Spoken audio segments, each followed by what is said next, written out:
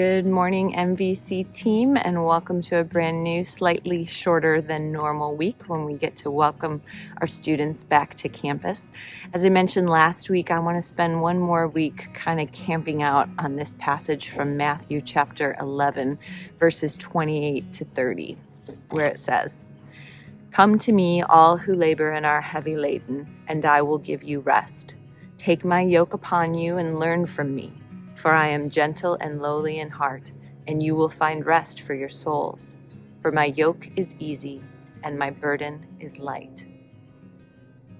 I want to give you this morning two mental images that I got from, again, the book I've been reading called Gentle and Lowly that have been really meaningful for me. They keep coming back to mind, and I hope they'll be encouraging for you as well. The first centers around Jesus talking about his heart and describing it as gentle and lowly. And as you delve more deeply into that word, those words, gentle and lowly, it evokes this idea of meek and humble. And some of the descriptors from the book that really stood out were talking about the idea that Jesus is not trigger happy. He is not harsh. He's not reactionary. And the mental image that I love was about Jesus' posture, that he comes to us, his natural posture is open arms, and he does not have a posture of pointed finger. And that has been helpful to me in a couple of ways. Number one, thinking about my Heavenly Father approaching me with open arms has been so encouraging.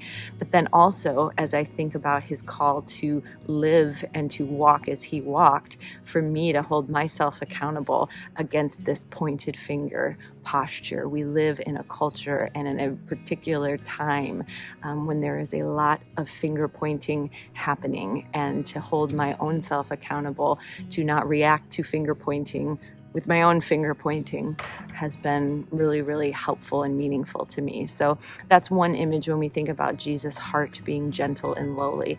The second image has to do with the latter portion where it talks about, "For my yoke is easy and my burden is light."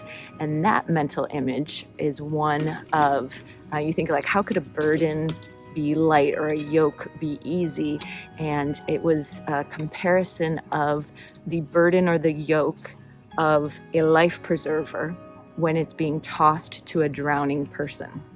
And I loved that because in the same way that Jesus' yoke and burden for us, which could be our calling, our work, our ministry, and just even the story and the path that he's called us to, that yoke and that burden for us are light because it is actually the way to life for us, the same way that a life preserver is a means to life for a drowning person. And that same irony of, you'd never picture somebody in need of a life preserver saying, "Oh, no, don't put that on me. That's too much. That's too heavy," right? They're never going to say that because it's the difference between life and death for them.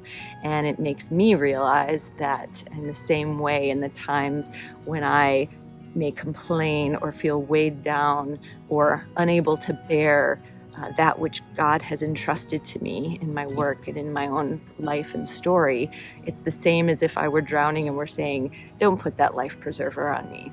So those are just two images that pertain to that passage that have been helpful for me, meaningful and encouraging for me, and I hope the same for you as well. And just wish you, and I'm praying for you, a wonderful week.